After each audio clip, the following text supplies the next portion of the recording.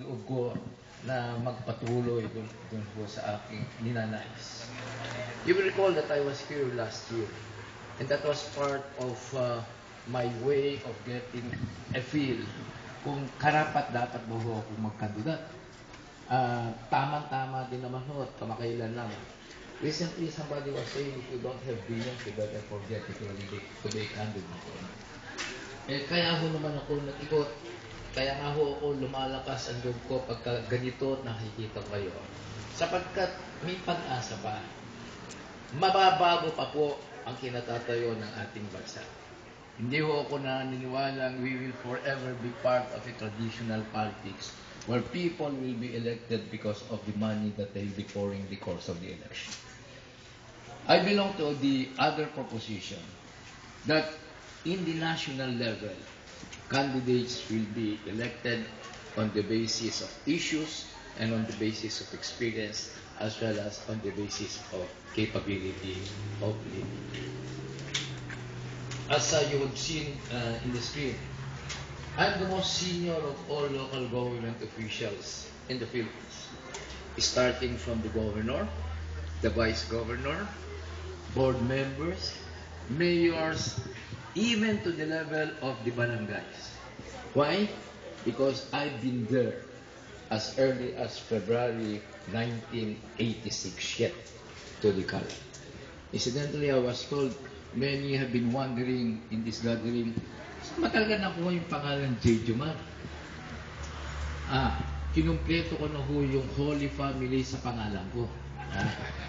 Ang pangalan ko po, pinagdikit nung Jesus, Joseph, Mary.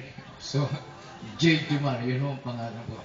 And if I may say further, that I think was the first sign na natagal kong magsasama ang tatay ko at nanay ko.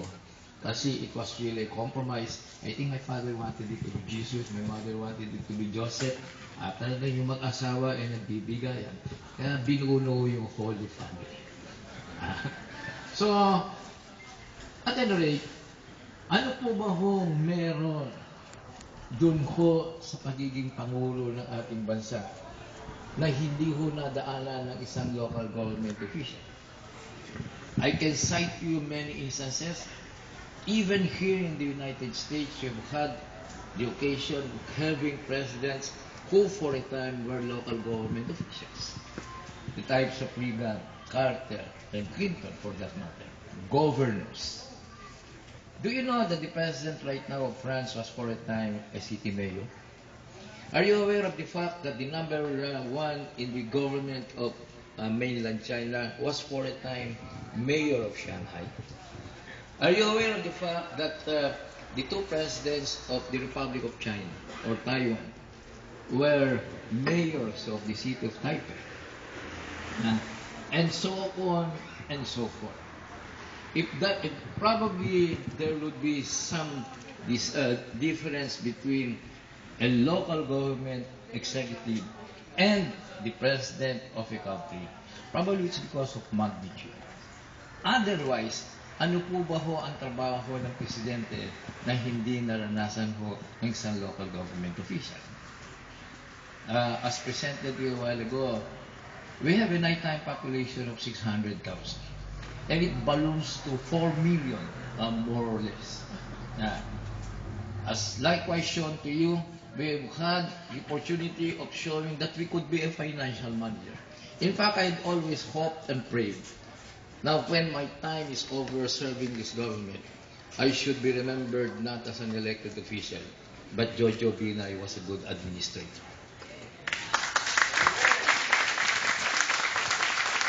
So, sabi nga ho kanina, when we came in 86, ang pera ho namin, 270 million pesos lang. What was not said there? We had an indebtedness of 200 million pesos.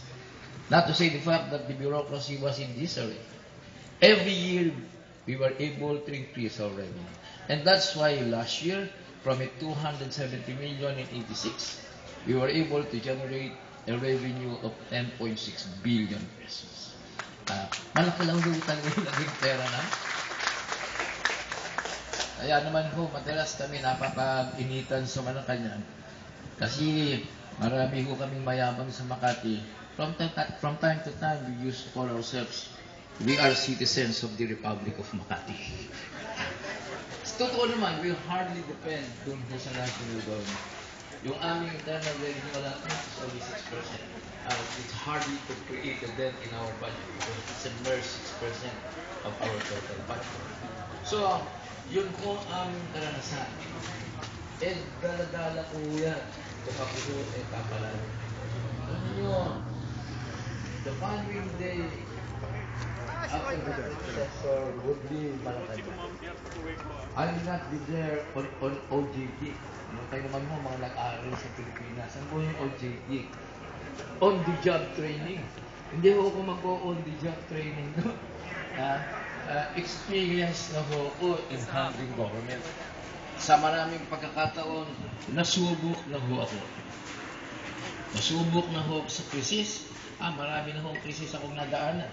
Krisis ng kaso ko, abot-abot. Talagang minsan, naaawa na rin ako sa pamilya ko. As early as 1987, inuumpisahan na ako ng kaso. And at that time, my children were still grade school pupils. You can just imagine yung mga tuksuhan dyan, o yung tatay mo, graft and corruption, etc. etc.